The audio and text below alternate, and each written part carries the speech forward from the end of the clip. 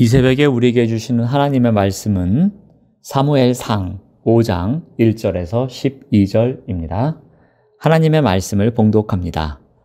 블레셋 사람들이 하나님의 궤를 빼앗아 가지고 에벤에셀에서부터 아스돗에 이르니라.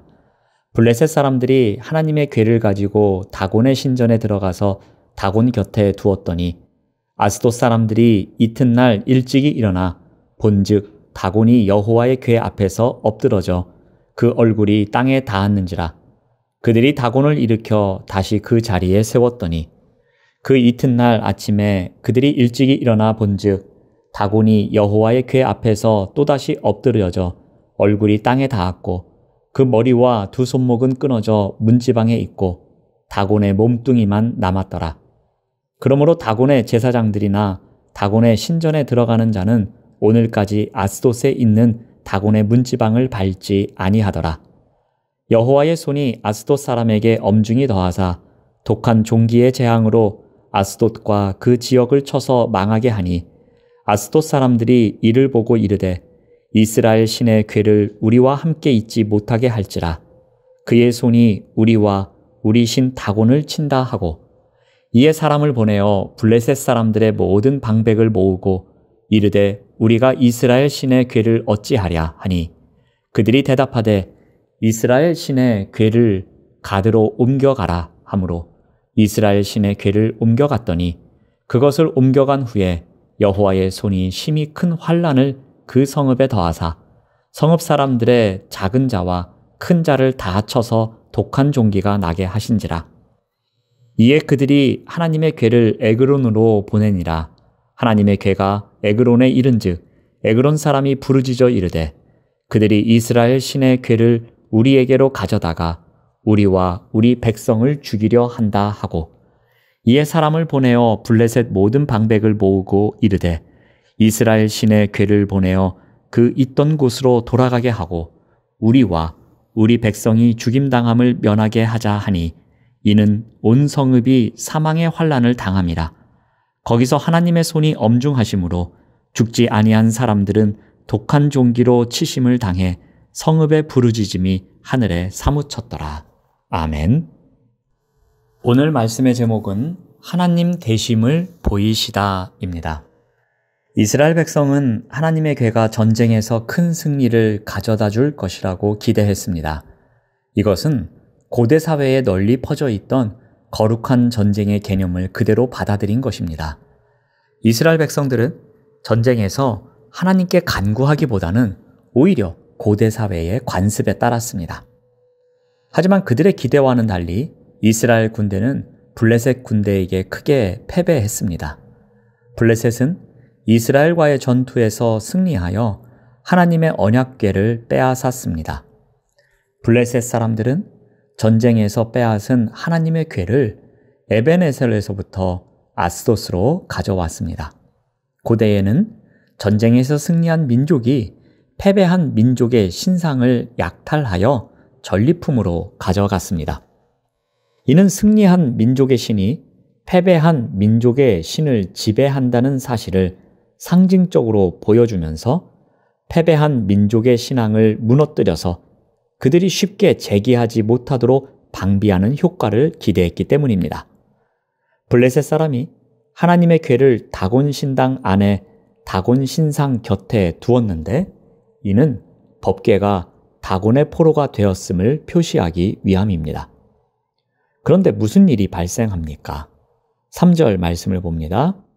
아스돗 사람들이 이튿날 일찍이 일어나 본즉 다곤이 여호와의 궤 앞에서 엎드러져 그 얼굴이 땅에 닿았는지라. 그들이 다곤을 일으켜 다시 그 자리에 세웠더니 아스돗 사람이 아침에 신당 안에 들어가 보니 다곤 신상이 여호와의 궤 앞에서 얼굴을 땅에 대고 엎어져 있었습니다. 이것은 완전한 복종을 표현하는 자세입니다. 법궤로 상징되는 이스라엘의 신이 다곤의 포로가 되었음을 보여주려고 했던 그들의 의도와 행동이 오히려 역전되었습니다. 그러자 아스돗 사람이 다곤 신상을 제자리에 다시 세워두었습니다. 다음 날 아침에 가보니 어떤 일이 발생했습니까? 이번에는 법궤 앞에 다곤 신상이 다시 엎어져 있는데 몸뚱이만 남아 있었고 머리와 두 손은 끊어져 문지방에 놓여 있었습니다. 다곤 신상이 자신의 영광스러운 부분인 머리와 힘을 가진 부분인 두 손을 잃어버렸다는 사실이 중요한 것입니다. 다곤은 자신의 권능을 상징할 수 있는 것들을 여호와의 법궤에서 가장 먼 문지방에 두고 몸뚱이만 여호와 앞에 엎드려 복종하고 있었습니다. 그런데 여기서 끝나지 않았습니다. 6절 말씀을 봅니다. 여호와의 손이 아스돗 사람에게 엄중히 더하사 독한 종기의 재앙으로 아스돗과 그 지역을 쳐서 망하게 하니 여호와의 손이 그들 위에 엄중히 더하셨습니다. 여호와의 손은 이스라엘을 구원하시거나 이방 민족들을 심판하시는 여호와의 권능을 상징합니다. 또한 엄중히 더하다라는 말은 무겁다 또는 영광이라는 의미를 갖습니다. 그러므로 여호와의 손이 엄중하게 되었다는 것은 이스라엘의 영광인 법궤가 블레셋 땅에 이르러 스스로 영광을 쟁취하고 있음을 보여준 것입니다. 그러자 어떤 일이 벌어집니까? 아스돗이 망하려고 합니다. 여기서 망하게 하니라는 표현은 폐허로 만들다는 의미입니다. 여호와께서 아스돗 지경의 땅을 폐허로 만들어서 아스돗을 망하게 만들었다는 뜻입니다. 또한 독한 종기로 아스돗과 그 지경의 사람들을 치십니다. 여기서 독한 종기는 자연적으로 발생한 것이 아닙니다. 여호와께서 그들을 치기 위해 독한 종기를 무기로 사용하셨다는 말입니다. 그리고 아스돗 사람들이 이를 보았다고 합니다. 그들은 이스라엘 신의 손이 아스돗 사람들과 그들의 신 다곤을 친다고 생각합니다. 그 신의 궤를 다른 곳으로 떠나 보내기로 의견을 모읍니다. 이제 법궤가 가드로 옮겨집니다. 그런데 어떤 일이 발생합니까? 9절 말씀을 봅니다.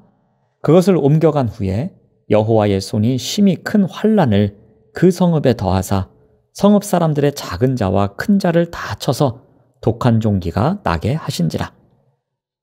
여호와의 손이 가드에도 환난을 더합니다. 여기에는 강조를 뜻하는 두 단어가 나옵니다. 심히와 큰입니다. 이 단어를 통해 가드에 임한 환난의 극심함을 표현하고 있습니다. 이제 법궤는 에그론으로 옮겨집니다. 무슨 일이 발생합니까? 우리 10절 말씀을 봅니다. 이에 그들이 하나님의 궤를 에그론으로 보내니라. 하나님의 궤가 에그론에 이른즉 에그론 사람이 부르짖어 이르되 그들이 이스라엘 신의 궤를 우리에게로 가져다가 우리와 우리 백성을 죽이려 한다 하고, 에그론 사람들이 다시 블레셋 모든 방백을 모아서 이스라엘 신의 궤를 본래 장소로 돌려보내서 그 궤가 그들을 죽이지 못하게 하자고 요구합니다. 11절에 나오는 것처럼 에그론 온 성읍에 사망의 환난이 닥쳤기 때문입니다. 그만큼 많은 사람들이 죽었기 때문입니다.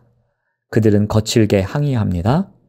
자신들을 죽일 심산이라며 분개합니다.